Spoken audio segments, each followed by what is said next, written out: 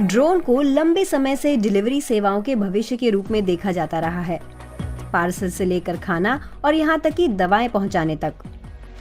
कम traffic, कम प्रदूषण, दूर दराज के इलाकों तक पहुँच। सुनने में बहुत अच्छा लगता है ना? लेकिन ऐसा है नहीं।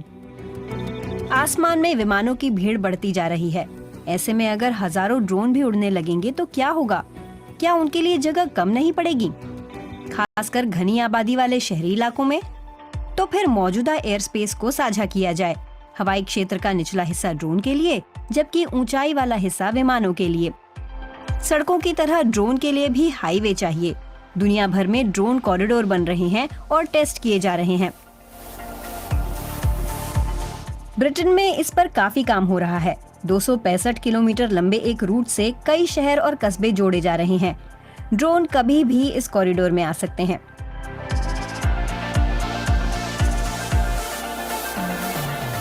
एक मॉनिटरिंग सिस्टम संभावित टक्कर को पहचानेगा और ड्रोन को दूसरी दिशा में भेज देगा। अभी इस पर काम चल रहा है, लेकिन एक बार पूरा होने पर ये ड्रोन से डिलीवरी में एक अहम कदम साबित होगा। उम्मीद है 2025 की शुरुआत में इसका व्यावसायिक इस्तेमाल हो सकेगा। मुझे लगता है कि ये एक हवाई क्षेत्र में बहुत सारे ड्रोन उड़ाने का अच्छा तरीका है, क्योंकि यात्री विमानों के साथ हम यही करते हैं और ज्यादातर विमान जहां चाहे वहां नहीं उड़ते, वे एक कॉरिडोर का पालन करते हैं। ड्रोन कॉरिडोर इंफ्रास्ट्रक्चर की पहेली का बस एक हिस्सा है। एक प्रमुख चुनौती है ड्रोन को इंसानी हवाई क्षेत्र प्रणाली के साथ जोड़ना, क्योंकि यहीं से मुख्य सुरक्षा पहलू सामने आता है। भारी ड्रोन के लिए रिमोट आईडी की जरूरत होती है, जो ड्रोन के लिए एक लाइसेंस प्लेट की तरह है। उन्हें ट्रैक किया जा सकता है और उनके मालिक को सौंपा जा सकता है, जैसे कि दुर्घटनाओं की स्थिति में। टक्कर को टालने के लिए ड्रोन डिटेक्ट और अवॉइड सिस्टम से नियंत्रित किए जाते हैं। एक सुरक्षित यात्रा के बाद ड्रोन को कहीं उतरना पड़ता है। अभी ड्रोन को हवाई अड्डों के पास उतरने की अनुमति नहीं है, लेकिन भविष्य में लैंडिंग स्पॉट जोड़े जा सकते हैं। इसके अलावा उन्हें शहरों के बीचों बीच भी उतारा जा सकेगा। अगर आप शहर में रहते हैं तो भी आपको घर तक डिलीवरी नहीं मिलेगी। आपको पिकअप के लिए घर से बाहर निकलना पड़ेगा।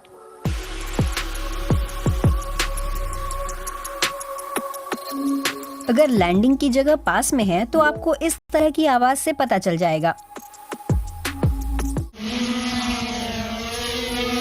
ज्यादातर लोग ड्रोन को DJI क्वाडकॉप्टर जैसा सोचते हैं, जो बहुत शोर नहीं करता, लेकिन अगर ड्रोन पैकेज डिलीवरी की बात है तो इसके लिए बहुत बड़े UAV की जरूरत होगी। इसकी आवाज इतनी होगी जैसे आपके पास घास काटने वाली मशीन चल रही हो। जब Amazon ने टेक्सास के कॉलेज स्टेशन में ड्रोन डिलीवरी को टेस्ट किया तो आसपास के लोगों ने शोर की शिकायत की। इस पर मेयर ने संघीय विमानन प्रशासन को एक पत्र लिखा। Amazon ने जोर देकर कहा कि नए ड्रोन कम आवाज करते हैं। मान लीजिए सब कुछ काम कर जाता है, ड्रोन तेज आवाज नहीं करते हैं, अपने कॉरिडोर में आराम से उड़ रहे हैं, सही से निगरानी हो रही है और उन्हें विमानों से दूर रखा जा रहा है। बहुत सारे मुद्दे हल हो गए, सिवाय एक बड़ी कानूनी बाधा को छोड़कर। अमेरिका और भारत जैसे देशों में घरों के ऊपर का हवाई क्षेत्र जमीन के मालिकों का होता है। हम अभी भी एक ऐसे चरण में हैं जहां ये तय किया जाना बाकी है कि ड्रोन कितनी ऊंचाई तक या उससे ऊपर स्वतंत्र रूप से उड़ सकते हैं।